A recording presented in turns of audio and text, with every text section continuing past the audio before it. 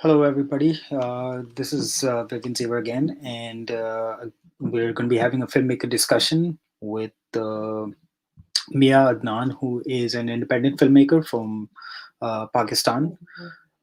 He went to study film on the Fulbright scholarship, which is quite an achievement, and he has since been working as an independent filmmaker in Pakistan since he graduated in 2009.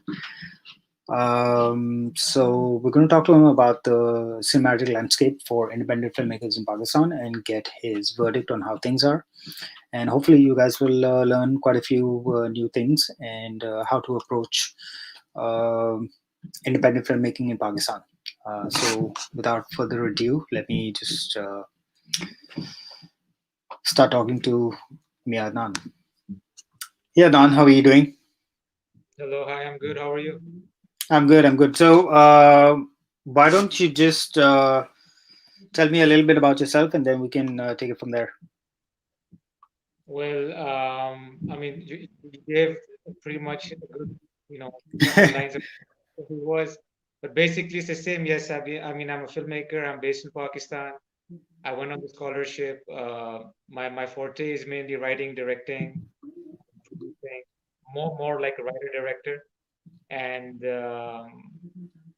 I've also worked in narrative fiction filmmaking and also documentaries, and I'm interested in both, depending on the subject matter.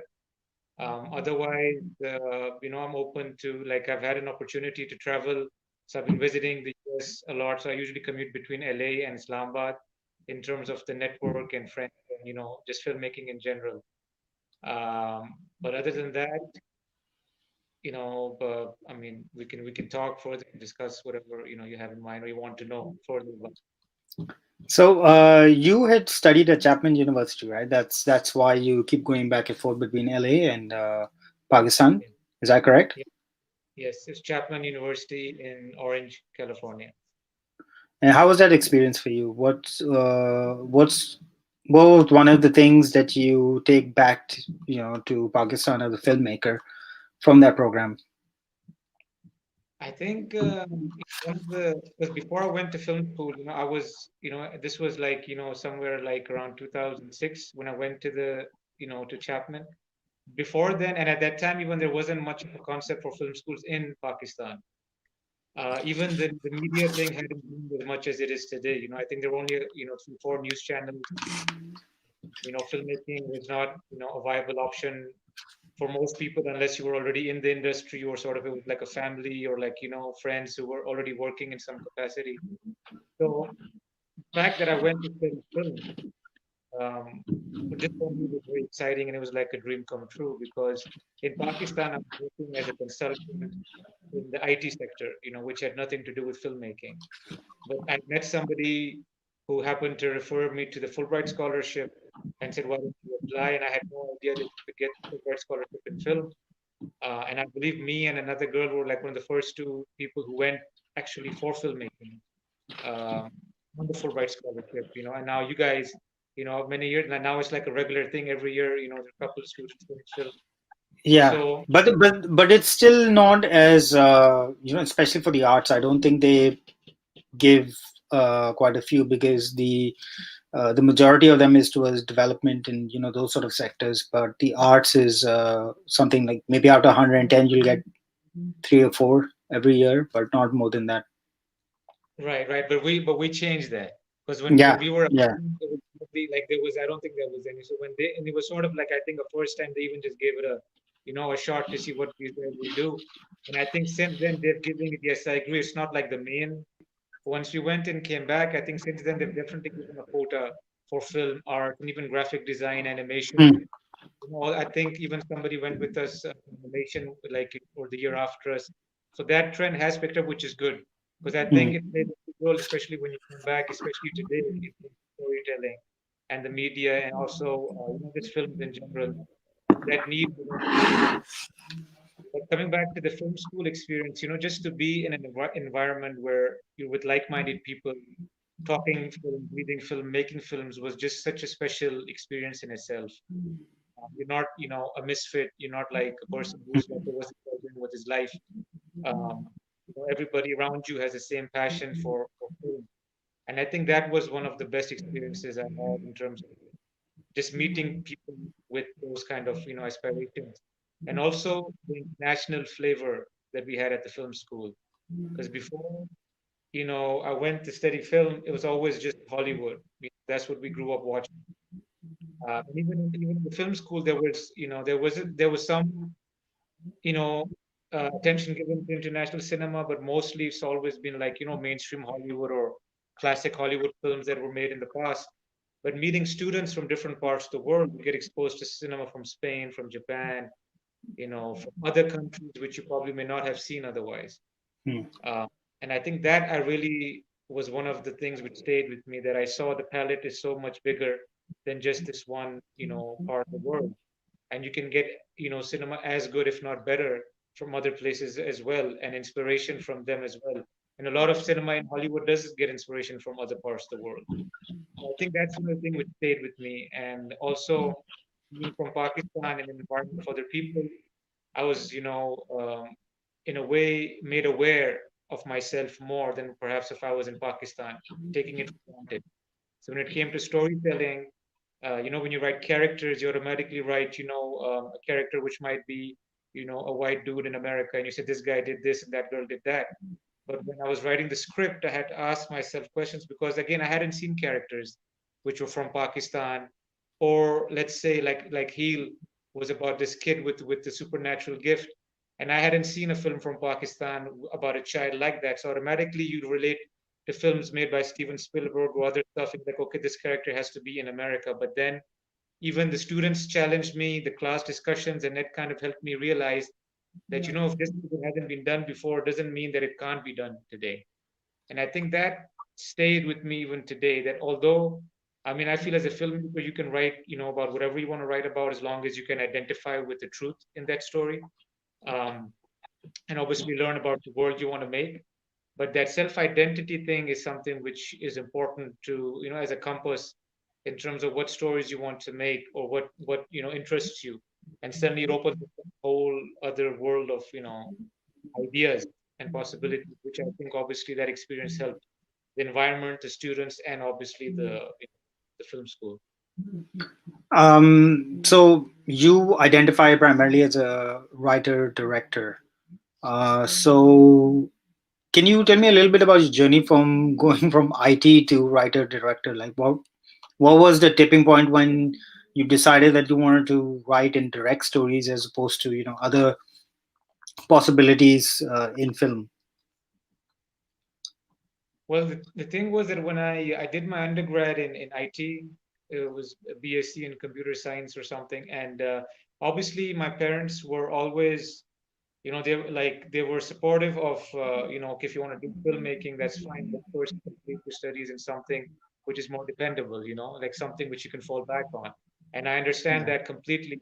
So, but when I did my undergrad, and then I also did well in that, like I got good grades in the whatever the program was, and then I was working even. So then they said, look, you've done this, and if you want to do stuff on the side. At that stage, I did stuff, while working. I used to do, make small films on my own. I did a short film with my brother. That was the first film we did. It was like a fiction story, for some competition, with the BBC.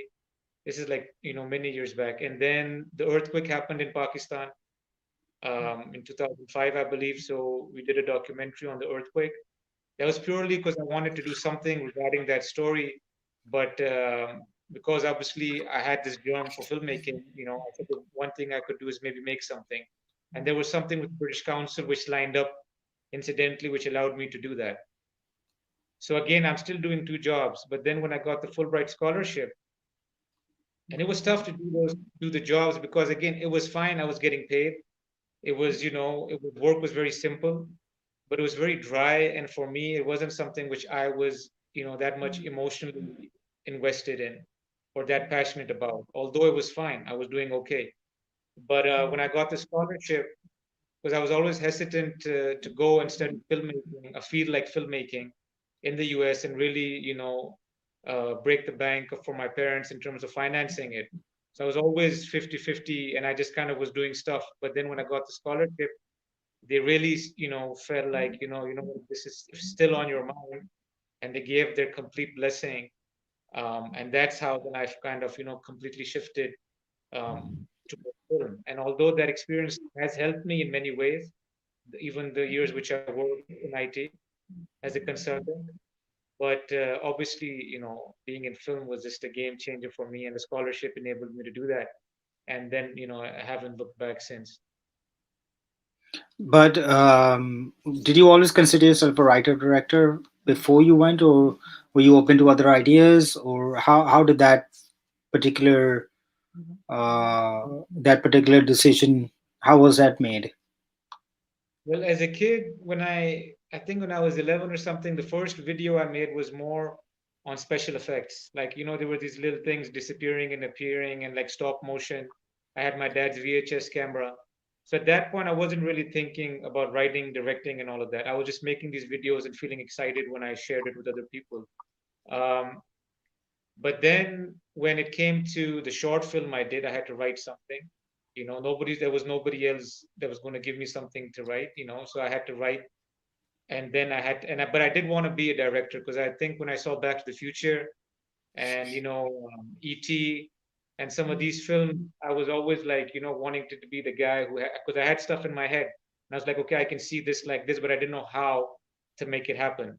So the direction thing did come, but then the writing thing came out of necessity because I had to write something.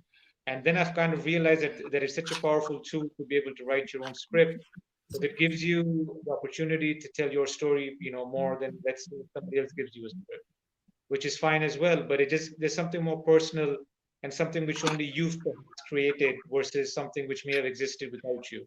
So then that writer director thing came, and and even in film school, there was one year you're supposed to make a film which somebody else has written. Hmm. So I worked with a writer, and then for the final year, you were given a chance to write your own. And then also, I'd written a couple scripts with won some competitions in the school, some final categories. So that also gave me the confidence that okay, that means that I can write because you're never sure, right? Because it was a new thing. I'd never seen a screenplay before I went to film school. I used to just write stuff from like a story. But when you see an Yeah. actual screenplay, it's different. It's more visual. It's more action driven, and that was new to me. But I think it came naturally, and I prefer that form compared to the other form, like a regular story. Hmm. So then I've always wanted to, I'm open to working with a writer depending on what the script is. But there's so much stuff in my own head that I want to share that I like, I'm comfortable even just doing it on my own. So you graduated, you came back in 2009, I believe. So how's it been like right after you graduated, till up to now? It's been about 11 years. So how's the journey been after graduation, as an independent filmmaker in Pakistan? Well, it's been a mixed bag. I think one thing which film school always also does is it spoils you. It's like a honeymoon period for those who want to Mm. like, pursue filmmaking. So once you graduate, there's a big, reality check that okay, how are you going to do this? How are you going to actually now make films and also sustain a livelihood while making films?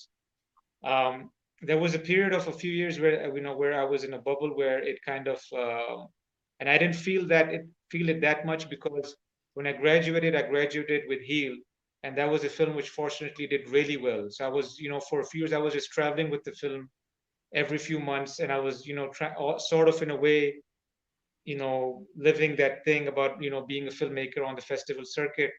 But my professors always told me that the moment you have a film which does well, you should have a script ready as well. That when your Mm. film gets attention, what are you going to do next?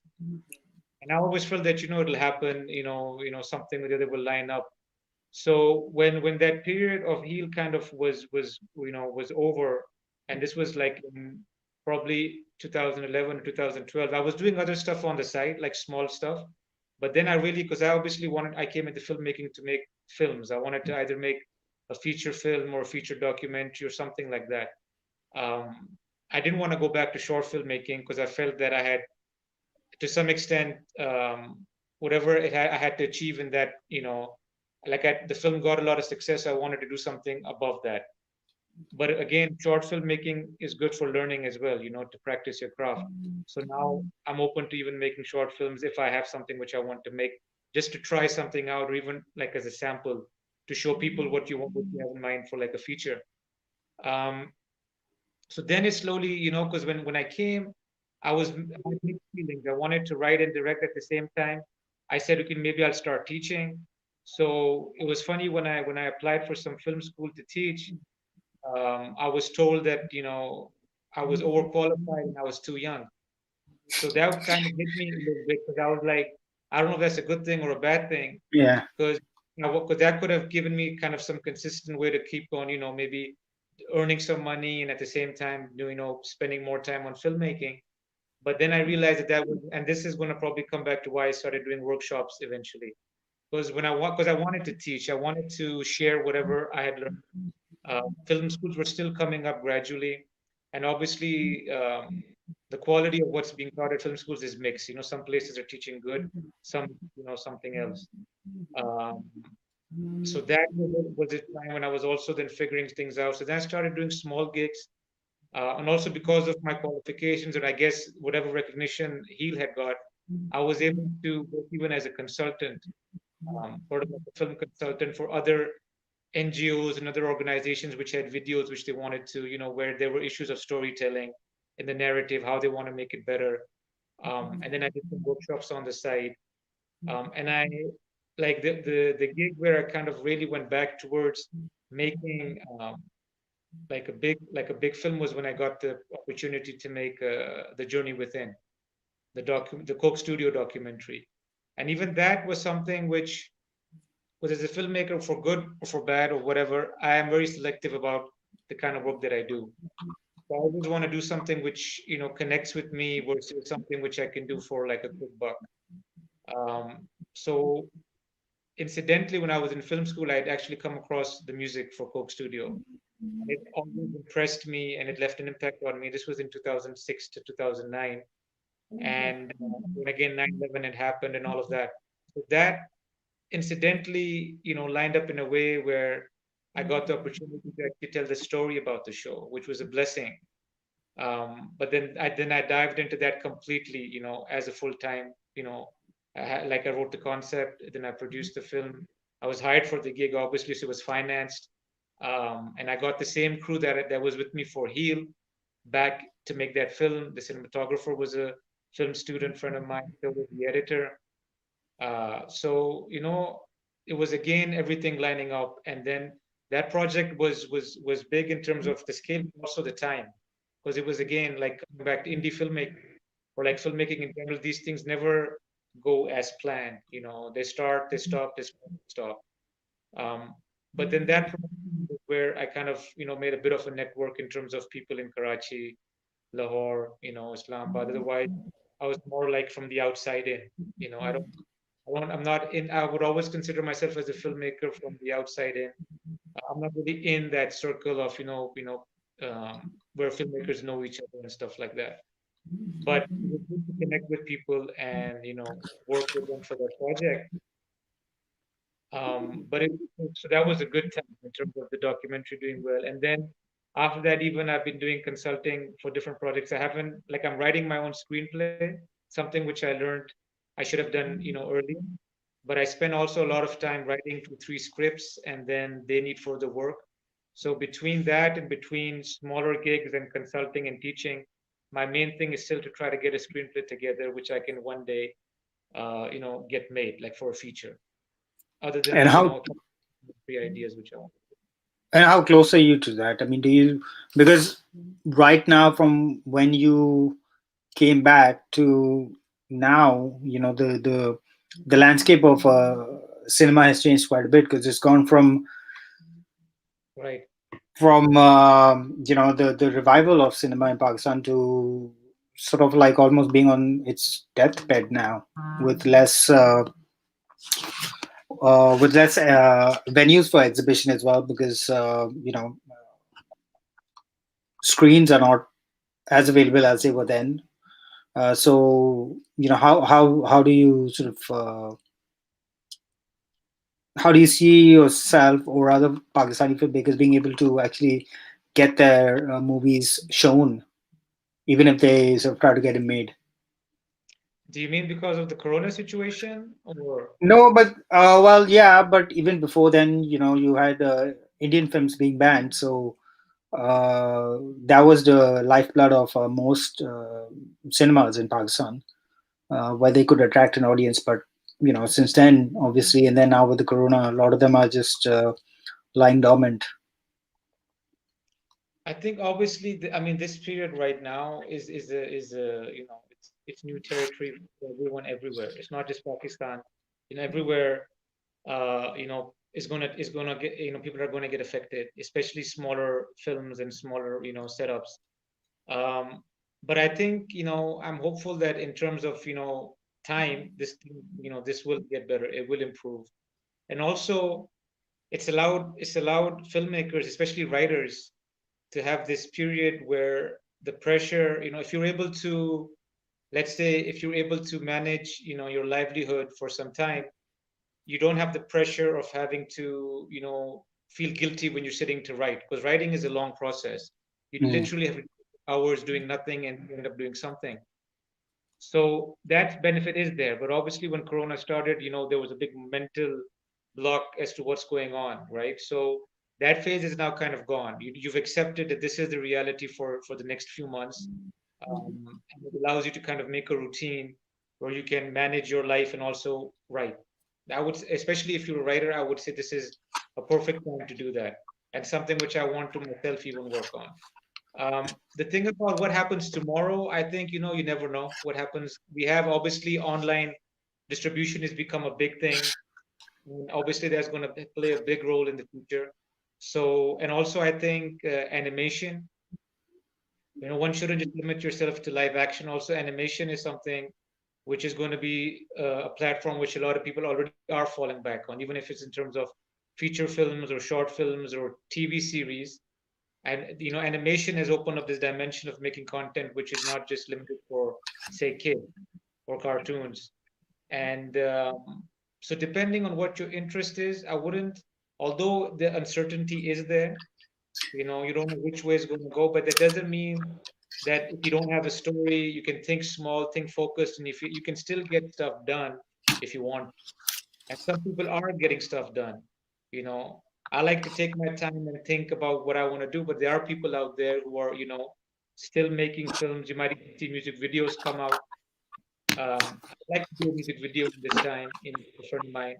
I'm going to see if that can line up eventually, while I write and while I can develop something which I can pitch anywhere. I wouldn't limit myself.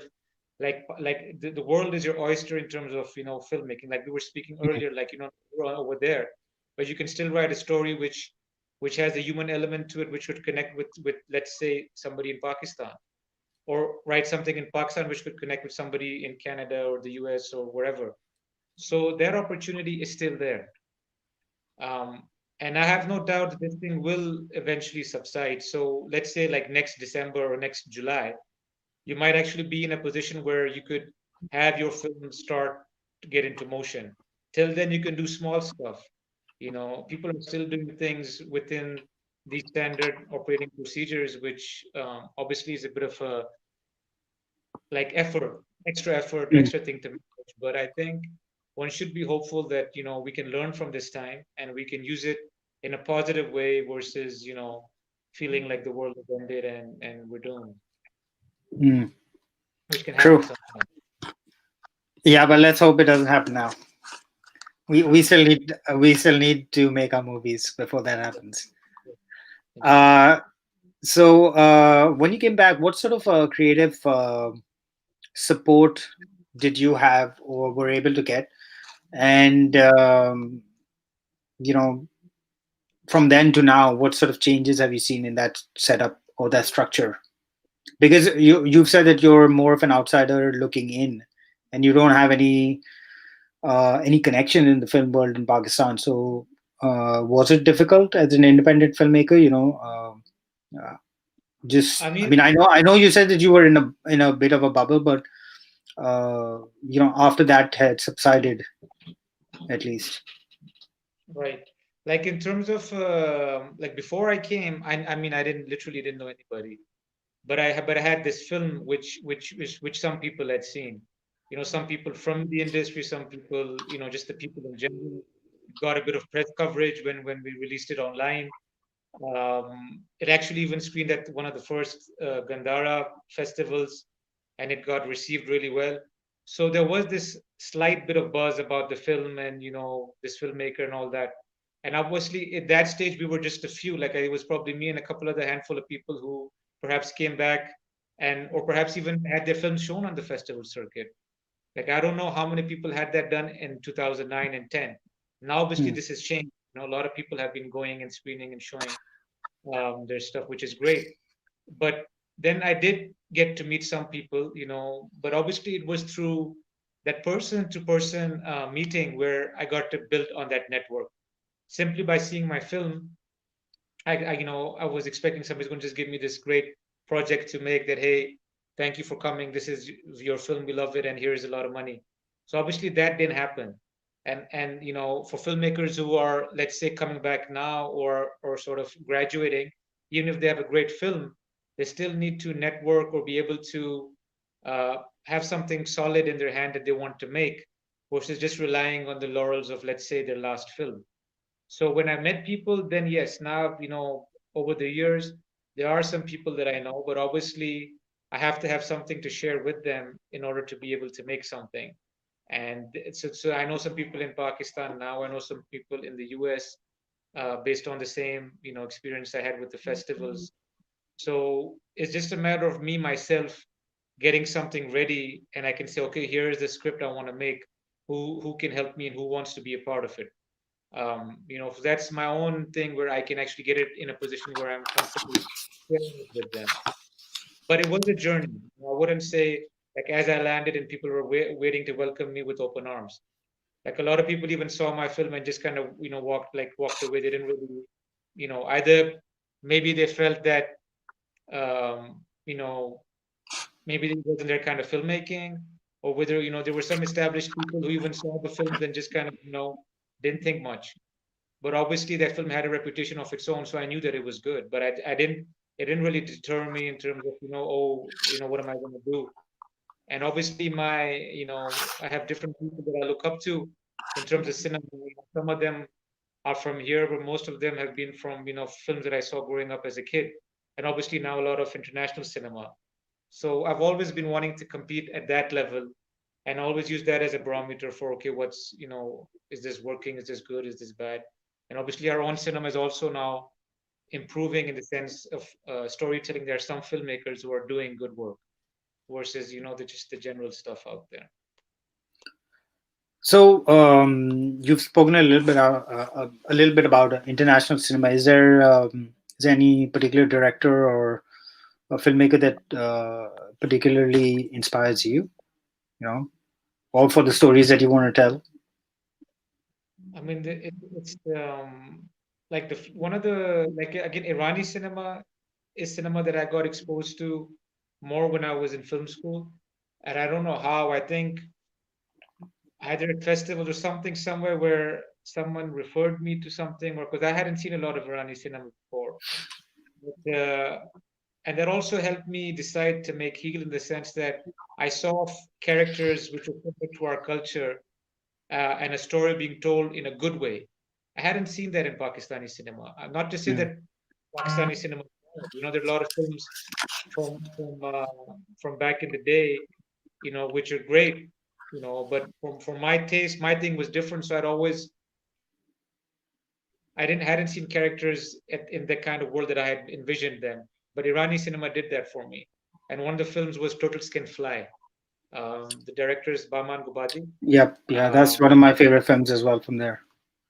well, there you go. Now that film had really left an impression on me, and although um, he's made like one or two films after that, but I always remember that film and the characters and the children and how that convinced me that, you know, we can do a similar thing which is from Pakistan, where it's a good story told well, is original, has, you know, some genuine heart and truth to it versus just, song and dance and other stuff.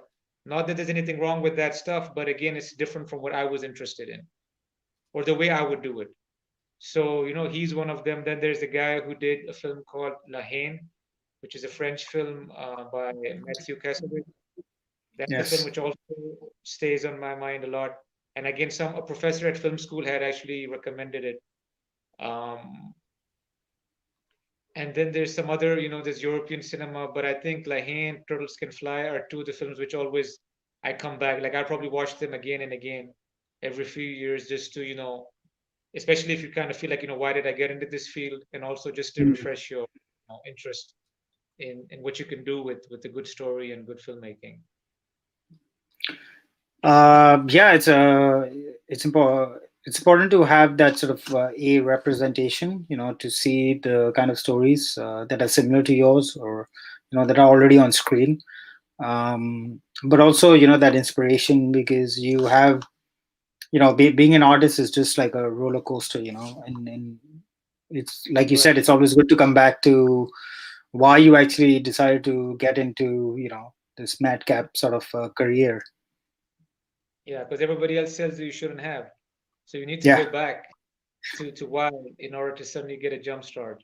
That I think that hunger has to be there to keep to stay fresh and to keep moving forward. So do whatever you need to do to maintain that. True.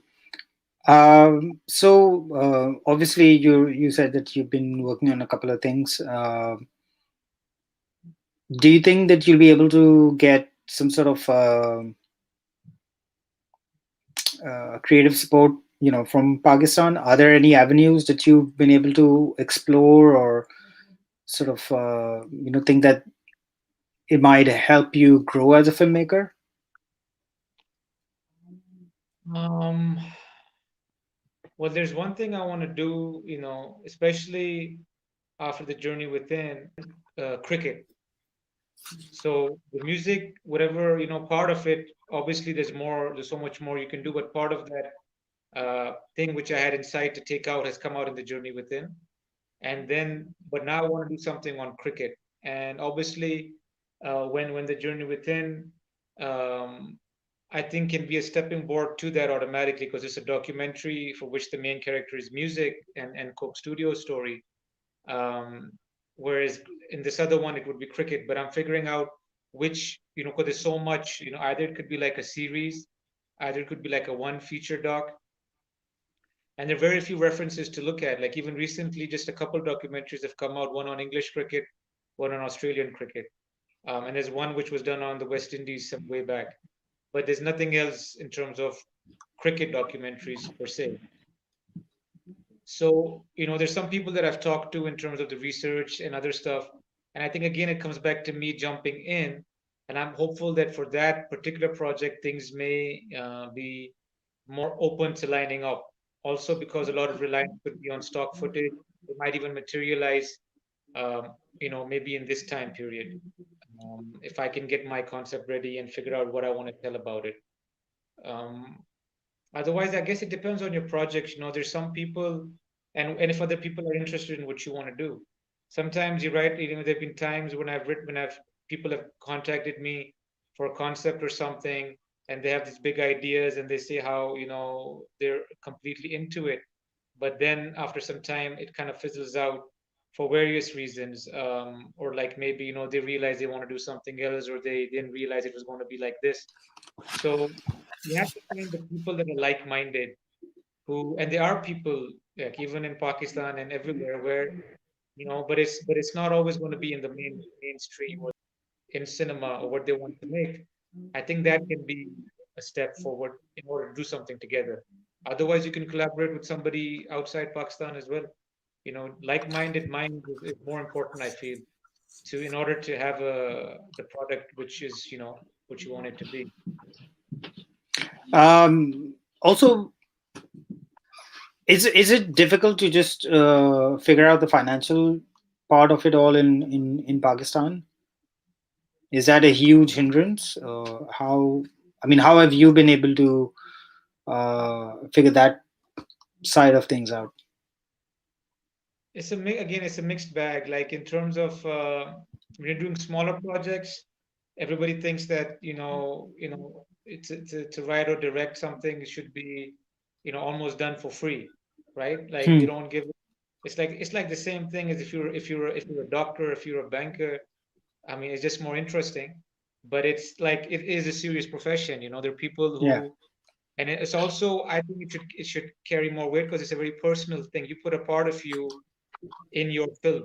You personally invested in this product if you want to do it well versus just doing something for the heck of it. So in some cases, sometimes you find people who support and who understand, and they would, do whatever that needs to be done. So those things have gone well. And then some cases where you have to just kind of, okay, do this because now you've committed yourself and get it done with, and move on to the next project. But obviously, if you're hired to do a project, you'll get the finances from the source. But Yeah. Obviously.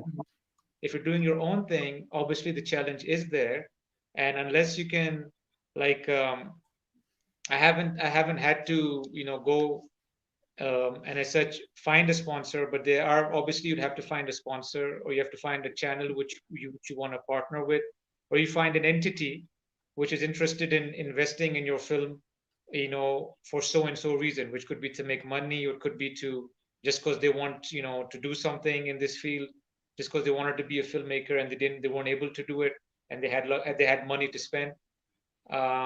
Otherwise, I think grants and international avenues are there also to get funding. And if you have a decent portfolio, and if you have an original, interested enough idea, there'll be some grant somewhere which is willing to give you some money. If it's a passion project, if it's where you can't get any finances from anywhere else. But that's something which I would always look into, and every day you learn about some new grant somewhere.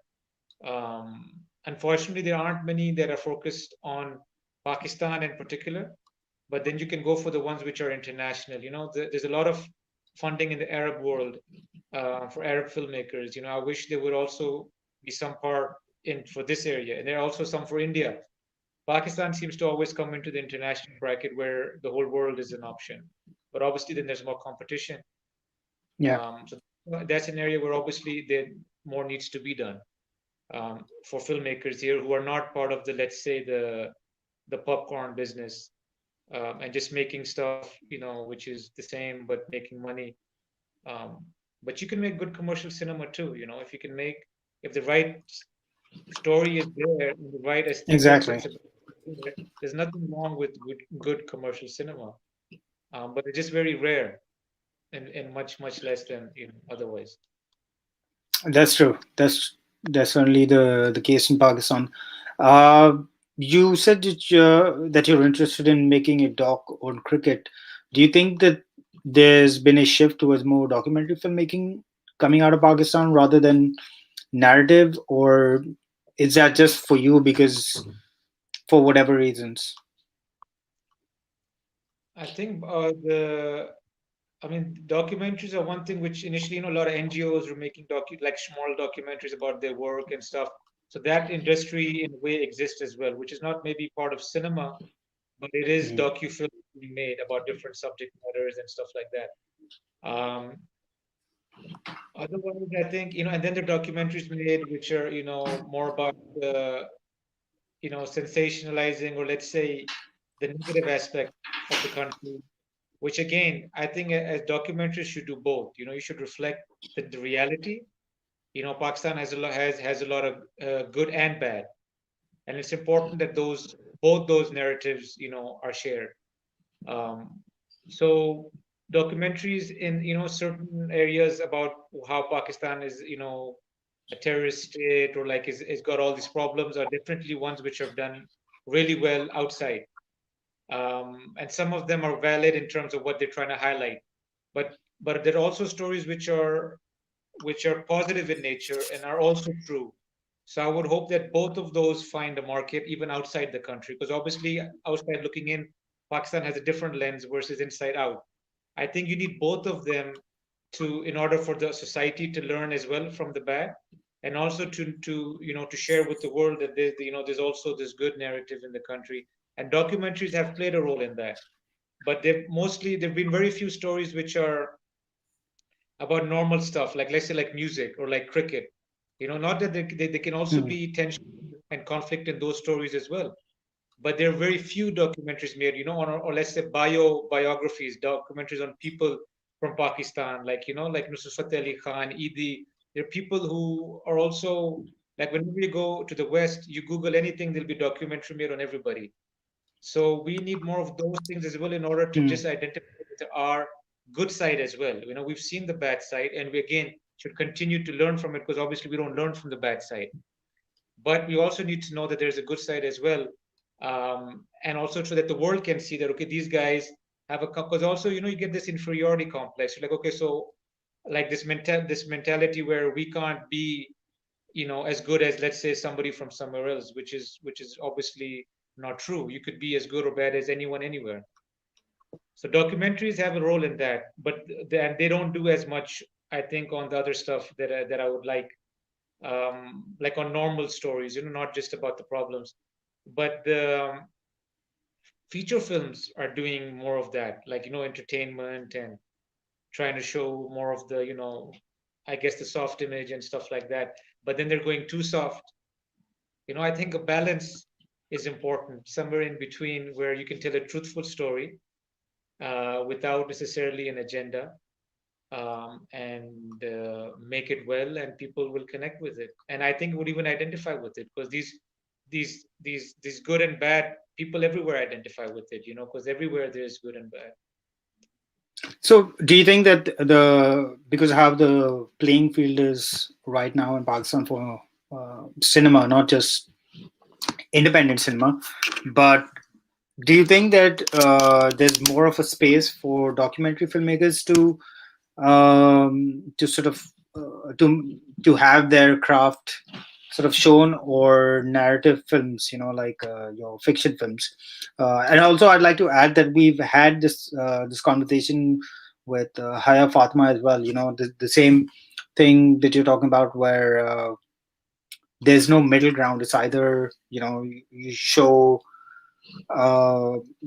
terrorism, or you show sort of the social issues or whatever, but there's nothing in between. Like you see a lot of, like you said, biographies, and two that come to my mind are by Asif Kabadia, which was Amy Winehouse, and then even Maradona, which are, I don't know if you watched either of them, but they're absolutely amazing.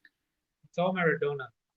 Yeah, uh, that's, I mean, like the first 5 minutes are just that's a master class in storytelling right there, the first 10 minutes. and the reason I like, because if and you've seen, like, I like the fact that they rely completely on that footage to tell the story. Exactly.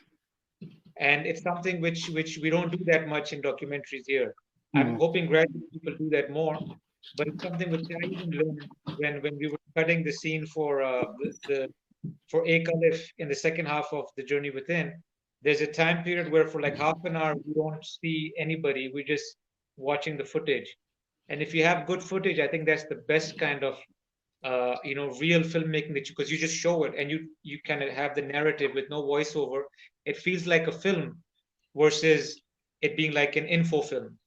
So that's what I loved about Maradona. And I haven't seen Amy, but I want to see that next, Mm. because it's also similar in terms of the approach of Asif I Kapadia. Yeah, well, I mean, I got turned on to that, onto Asif Kabadia because of Senna, and then I heard about Maradona. But coming back to to Pakistani independent cinema, do you think that documentaries carry more weight in terms of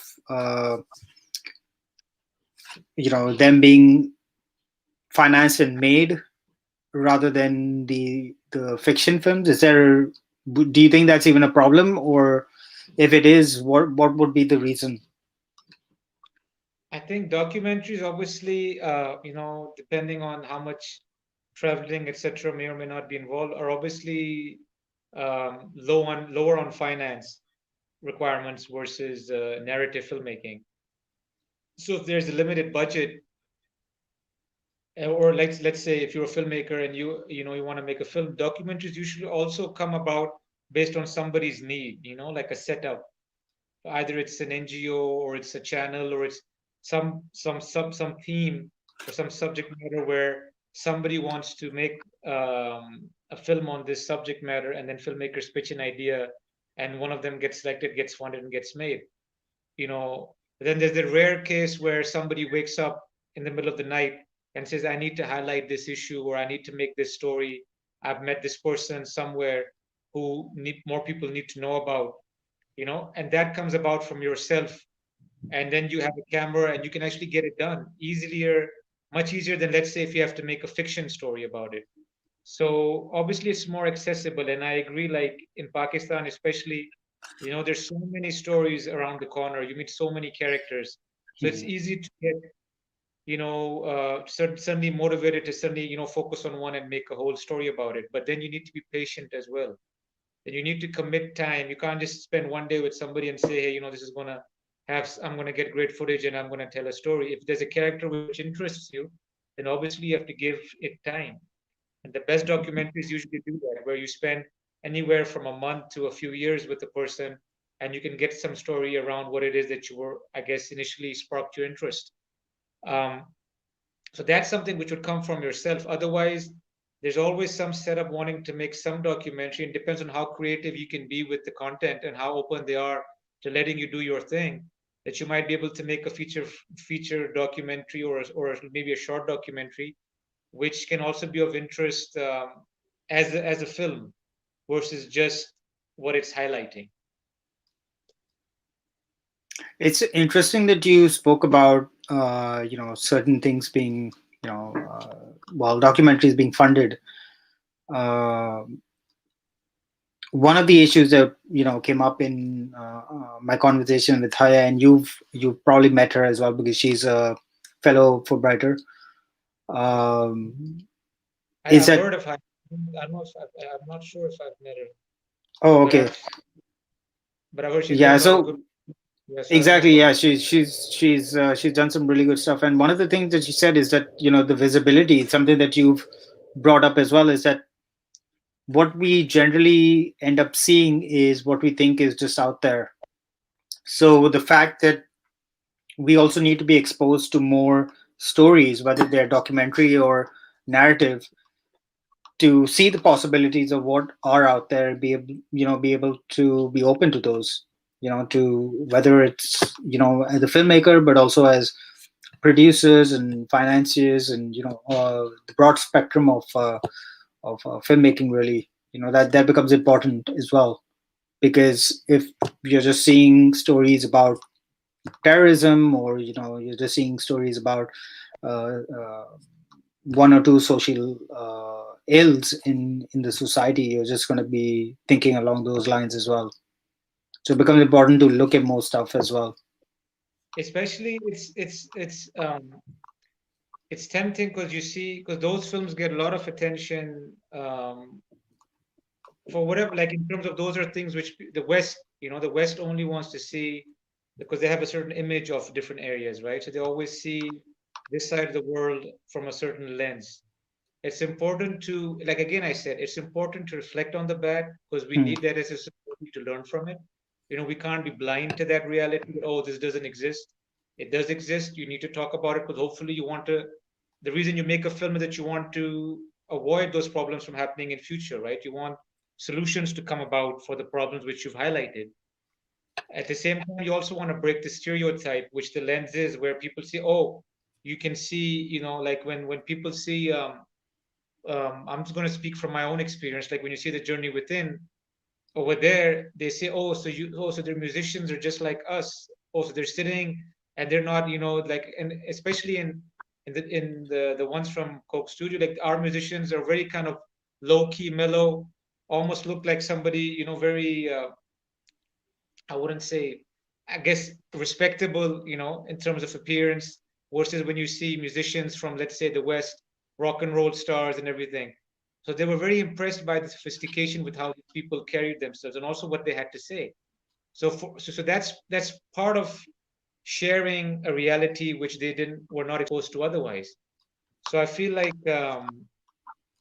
both of them other people need to see, and also once you do more of that, then those stories will also be, I guess, received the same way, like good and bad, versus just people appreciating one of them because you feel, okay, this is just like us, and this is some, and again, in a way, it allows people to connect with your area more rather than being the other, Yeah. because ignorance and these things create a lot of indifference. So I would say, especially when it comes to stuff like race or sectarian issues or religion and all these things, it's always good to share stories from the other side, and show how, even though our layers may be different, but deep down inside everybody's the same. And that's why a story resonates with people from across the world, because we, in terms of the family relationship, what we want, what we are scared of, our fears, our desires, all those things at a human level is the same. Hmm. What changes I the agree. layer. And when people, are truthful in their stories, you see that. But obviously we need to see more of that so that people can understand that these just, we're all fighting the same struggle in some way or Yeah. the other. Yeah. It comes down to a great deal about representation and what you see in front.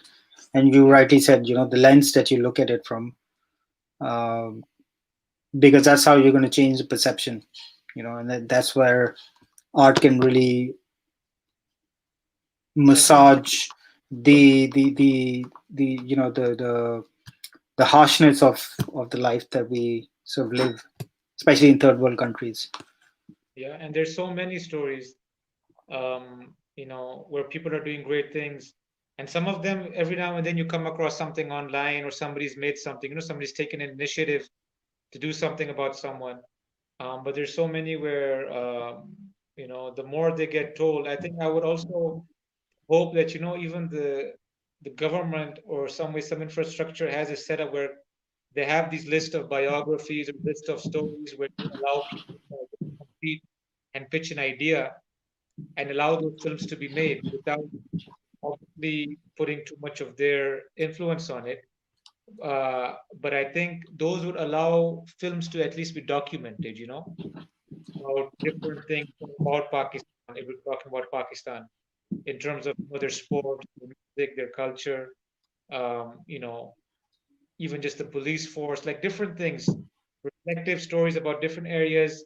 If there is a grant for that, I think, can you, like every year you'd have some film made, and that already is going to document, at least some perspective about that thing. And hopefully it's done in an authentic way. But I think that'll help when people want to look back, and we need to document our history. Like we don't, because look, if we don't document our history, then we're dependent on what an outside person from Pakistan, has of our history. There's a lot about our own culture, our own people that we ourselves are going to the West to learn about because nobody here has documented it. So I Yeah. think that's important to learn. Again, not with the bias, but just the actual way it is. There's always going to be some perspective, but even just to have it documented allows you to look back and look at the events, and you can have some kind of thing to learn from. But we don't have it that much here, and I think we need more of it, books and documentaries especially. So it's a good segue, because we're talking about the future of or what should happen rather. You've recently taken up the responsibility of teaching film as well, and you've had some workshops. I've come across workshops that you've had on screenwriting, especially. So, can you talk a little bit about that, and if you've been able to identify any future filmmakers that you think would really make a difference, going forward? Definitely. This comes back to the story about when they told me I was too young and overqualified. So Hmm. when that didn't allow me to teach back then obviously I let it go. But then eventually, when there was some time where between projects, I had time, and I said don't want to commit to something which is taking a lot of time. I'd rather write and maybe do some workshops. So that came about, I think it was a year or so. I think it's been more than a year now. And I decided that I wanted to focus on two things because look, we have the technology is accessible in Pakistan now, right? Like a lot of people have the cameras, a lot of people have the softwares, a lot of people, have the effects and everything. Technically, we're always very strong. But the where area where we can definitely benefit and learn from is storytelling. And that's something which I wanted to focus on. So I started with screenwriting first of all. And the objective was just to give the emphasis of other than learning how to write, a screenplay, because it's different in format and approach to like regular storytelling, but just in terms of the essence of storytelling and how important it is for your film, because we jump that stage of the process usually, or we don't give it as much importance as we do to big names or lights and camera and action and all those things. So that was one of the motivations that when I meet young people, I can share that with them. And then at the same time, it was flexible because I was making it so I could do it the way I wanted to do it. Nothing was restricting what the content was and stuff like that. So it started as a one-off thing, but then I saw that there was interest in it, and then it continued from there. And then eventually, I even started one for directing. And then people said they want to do something where they actually start shooting stuff. So, obviously that's something which we might transition to later. But yes, there was a lot of, like what you're saying, future filmmakers, and the good thing about doing a workshop is that it's not limited in age. We had people come in who were, let's say, from their A levels up to people who were like in their 50s who were, interested in screenwriting and directing. And it was a mixed, range of people with different ideas and what they had to bring. And a lot of them, some of them were very rooted and they knew exactly what they wanted to do. And some people had, this interest, but they perhaps didn't know what was the best way to convey what it is that they wanted to convey. And also, some people want to get into filmmaking, but they don't necessarily know why. There's something they want to say, and they may find, I guess, again, what they've seen in Hollywood, and they say, okay, this is how I'm going to do it. But then when they reflect, they can come down to a more personal story, maybe set somewhere even in their, like down the street or in their own house over here. So that's something which I'm happy to see where they can identify with the character themselves versus just trying to emulate or, make something which they've seen in a film. And there have been people who I can easily say, would have something to do, in the years to come. Hopefully, when Corona is over or before that, in terms of sharing their stories. And creativity was of all ranges. Some of them are like docudramas, some of them are animation stories, um, some of them are very literal, some are completely like this escapist world that they've made. So you see, that there are a lot of people there who are doing something which they're interested in, and some of them were in film school, but they still took the course, and I think in some way perhaps it complemented what they did before they come up with their thesis and stuff. So that experience has been really good and something which I hope to continue, at least in this way where I can do it myself. And obviously, when other people ask me to do it, then it might be something which they have in mind. But this gives me more flexibility because I can do it the way I want, and I can continue to evolve it in the years to time to come. So you spoke about some students being from film school itself. Let's. I want to get your opinion about the film schools in Pakistan, because I've actually taught at one as well. And again, like we spoke about earlier, it's a mixed bag of emotions. But how's your experience been, or what's your views about them, and how do you think they should be or could be improved? I mean, I have my own, but I'm going to have to be completely unbiased about this. So, Right. I haven't taught at a film school, so I okay. haven't been in that system where I'm told that, hey, do this or do that, or being told that, hey, this is not what we want to teach and stuff like that. I haven't been in that, but I do know that one experience where I was told that I was overqualified but too young. So I saw that kind of the priority was very weird to me, that where the age made a difference versus if they had somebody who perhaps could contribute in a Hmm. good way to the teaching. So that's something which, that's what dad told me, that the priority was no, he has to be this age, doesn't matter how qualified he or she is. Um, so that wasn't a good thing in that sense. Otherwise, the people that come to the workshops, they seem to have a technique, like they're technically more strong than, let's say, in terms of the storytelling part. And that's where I think the area is, again, this depends which film schools these guys went to. Nobody came from Karachi; they were all Islamabad based.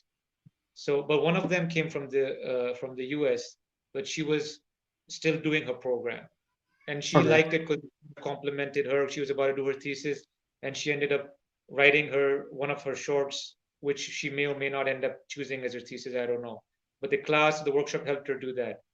Um, and I think she had a good experience overall. But the thing where I thought perhaps they were not emphasizing as much as storytelling, screenwriting.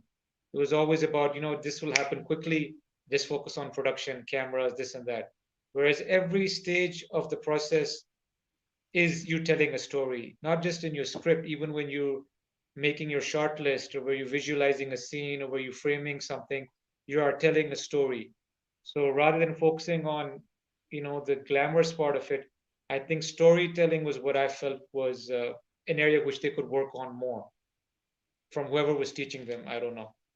Or whatever the program was focused on. And some of them were also like not film programs exactly, but they're like media sciences with emphasis in film or something like that. So I would say, but storytelling in general, I feel is always an area where we can get better. This is even internationally, they give it more importance, but even over there, there's always this hype first of trying to be, in Hollywood and stuff. And then eventually some people focus on storytelling. But I think that's something which I learned more, was the biggest thing also in terms of learning was the storytelling part, where story is key to eventually, because you can make something look good, but what stays with you is usually the characters if they're well written, or the story, which is why you may go back to it, Hmm. even if other stuff is maybe simple. But if they all complement you, if you tell the story in all those fields, then obviously you get like an overall fulfilling cinematic experience. Yeah, I mean, I guess that's one of the reasons why Iranian film has still stayed with you, after all these years from film school. It's just Yeah, the stories. exactly. And their cinema, I think, is even like the audience even is attuned to that kind of films. Like, the films which over here may not make any money, but they would make money there because the audience kind of appreciates that kind of cinema. Versus, where over here you have to always have something happen every few seconds or minutes to keep the audience engaged. Although I think even audiences here would appreciate good cinema if they're given an opportunity to watch it, because it takes time to see, and some people like the stuff, which is fine. But obviously, I would want good cinema to also get as much, I guess, attention or financing as, let's say, something which is, just entertainment nonstop. So, do you think that, again, we're talking about distribution here? Do you think that's an issue for independent filmmakers in Pakistan, like not understanding the whole idea of distribution and how that sort of affects them as well? I think yes. I mean, distribution is always a bit of a mystery, unless you know somebody who's connected to to a company which is taking films and distributing it here and abroad. But I think that's something which they should even probably teach in film school.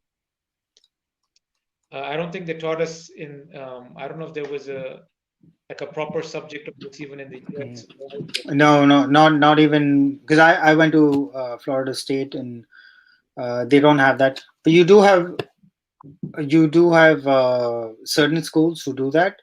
I think but they do it as standalone courses. I don't think that's.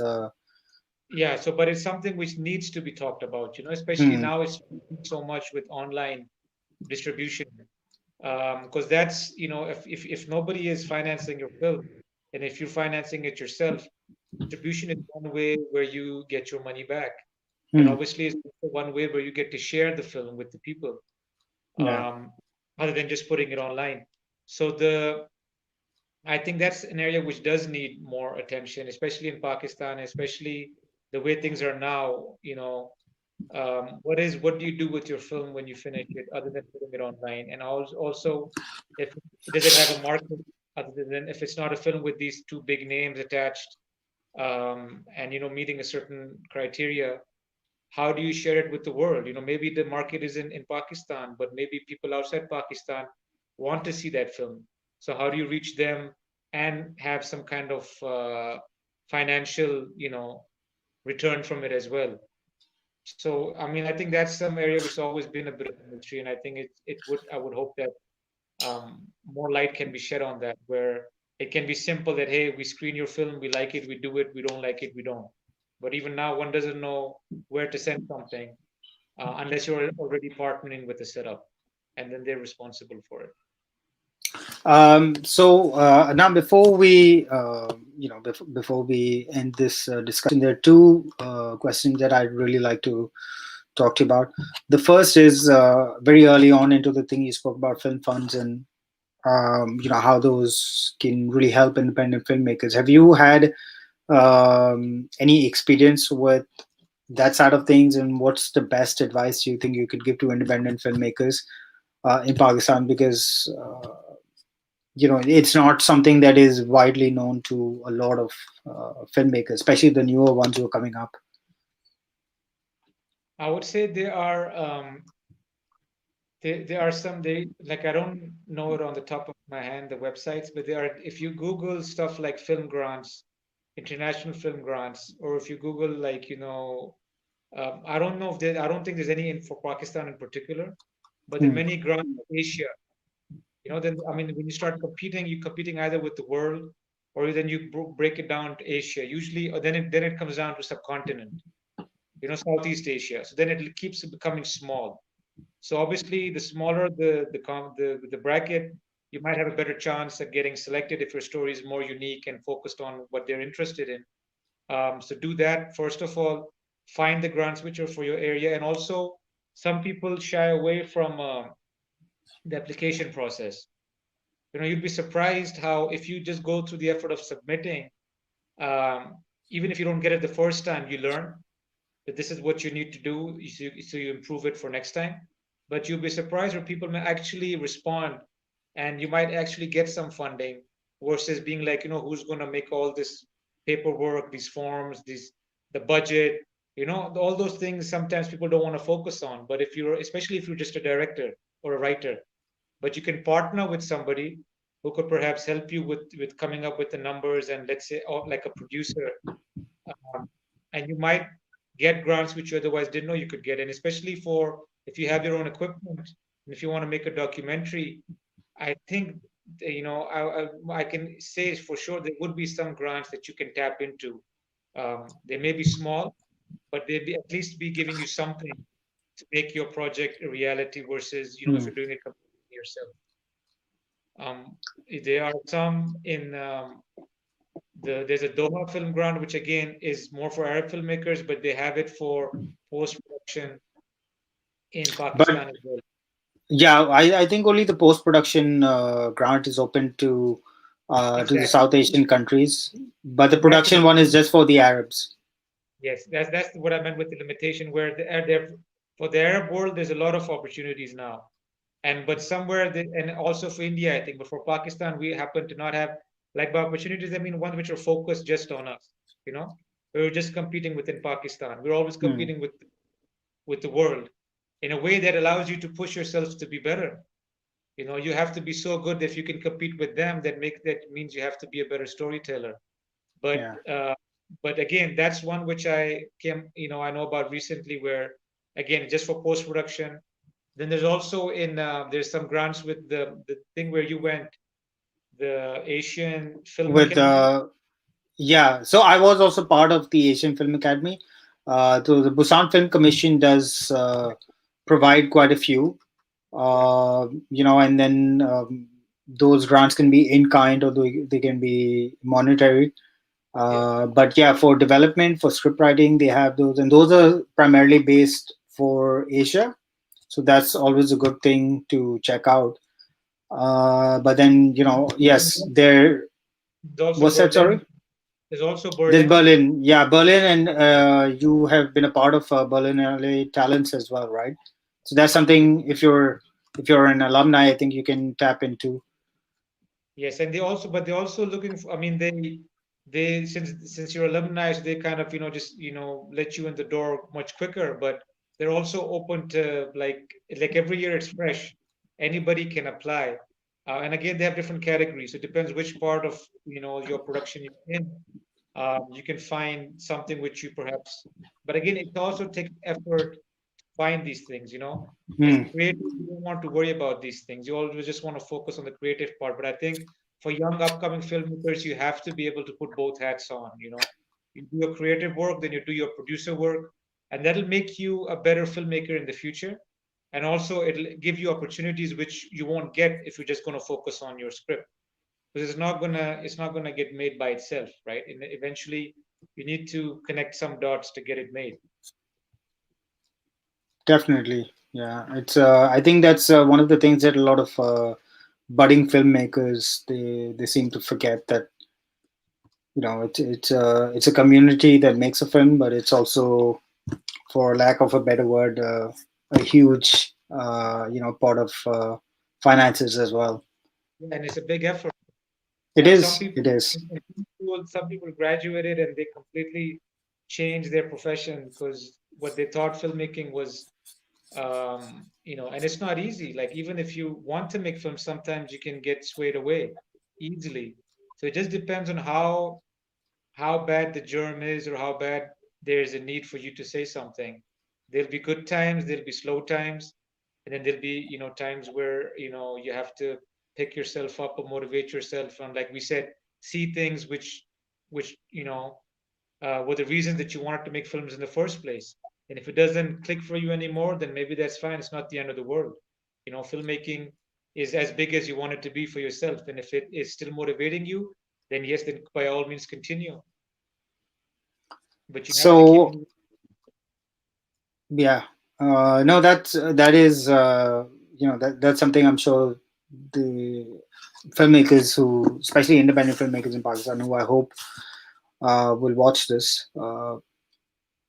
That's some great advice for them, because it doesn't have to be a huge production with bells and whistles, but it's a personal thing as well. And as long as you tell the right stories, uh, they're they're perfect.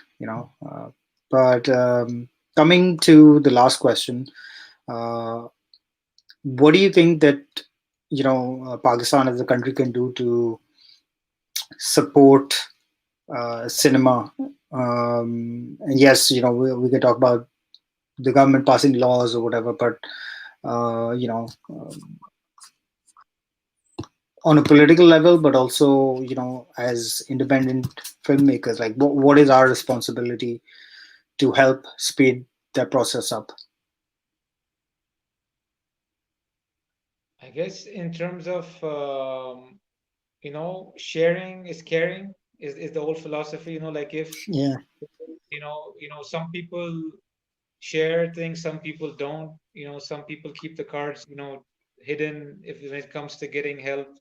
But I believe that I mean, everybody has their own contribution in terms of what they want to, the stories which two people tell. If they dig deep down, they probably would tell two different stories, even if it's the same subject matter. So one shouldn't worry about sharing leads and stuff. You'll always find your own way ahead, in some way. But I think sharing is the other than, I think, also infrastructure wise, there needs to be an infrastructure which supports through in the form of, again, like I said, grants, where we don't have any grant. I don't even know if we have any grants. Maybe we do. I could be wrong, but I don't think I've heard of any filmmaking grant in Pakistan. No, I don't think so. I don't think we Even have any. yeah, even if it's for a short film or for a documentary or for like an animation thing, it allows people. It gives you motivation, especially if you're young. You suddenly get a motivation to do something, and you get this incentive to make a film, and it allows you to even see if this is what you want to pursue, and that gives you opportunities ahead. Um, and other than that, I would say that if you are a filmmaker who's doing well, if you can, you know, give good advice, there's nothing wrong with it. This reminds me of when I was before I even went to film school, I had actually before even I got my first job, I did an internship at a company, and one of the dudes there, he was more like visiting, but and I was this young guy who I did just didn't, I was doing an internship and I was excited about filmmaking and I had never done anything. There were some people that actually helped me, like when I was making my first short film, they gave me the camera and stuff, but they said this, guy is interested.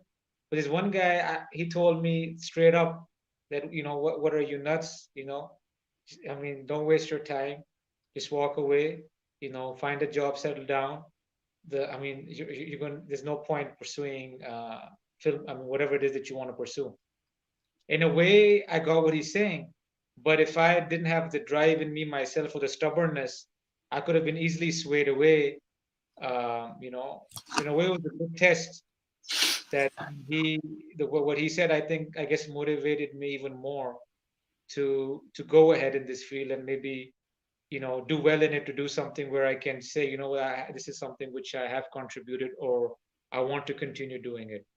So there are people who could even sway you away easily, but it's on to you how bad you want it. And obviously, it doesn't matter what anybody says. Even if they praise your work, you shouldn't let it get to your head.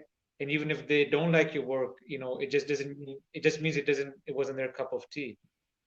Somebody somewhere will appreciate it for what it is. But be learning, learn your craft, and yeah, share.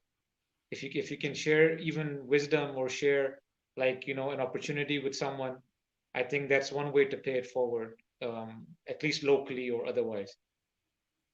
So, what's the road looking for you? As you move forward as an independent filmmaker in Pakistan.